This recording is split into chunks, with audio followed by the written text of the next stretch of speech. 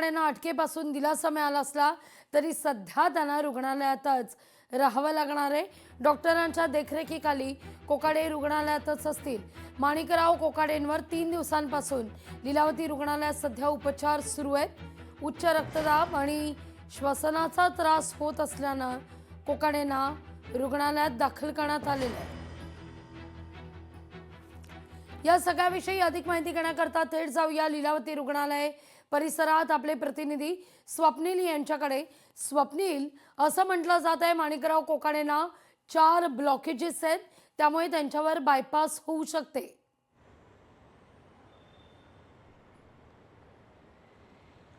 लागवी नक्कीच राष्ट्रवादी काँग्रेसचे नेते माणिकराव कोकाटे यांना 4 ब्लॉकेजेस आहेत। एकूणच हृदयविकाराचा धोका हा खरं तर होता। काल एंजिओग्राफी करण्यात आलेली आणि यानंतर बायपास करण्याचा सल्ला डॉक्टरांकडून देण्यात आलेला आहे। परिवाराकडून त्यांचं मत सुद्धा विचारलेलं आहे, त्यामुळे आज बायपास करण्याची सर्जरी ही पार पडू शकते। तज्ञ डॉक्टरांच्या देखरेखीखाली खरं तर माणिकराव कोकाटे यांच्यावरती उपचार सुरू आहे। लीलावती रुग्णालयामध्ये खरं तर गेल्या 3 दिवसांपासून माणिकराव कोकाटे हे दाखल आहेत, उपचार घेत आहेत। मात्र आज बायपास झाल्यानंतर त्यांच्या पुढील प्रकृती संदर्भातील बुलेटिन जे आहे ते डॉक्टरांच्या पथकाकडून देण्यात येणार आहे। लागवी,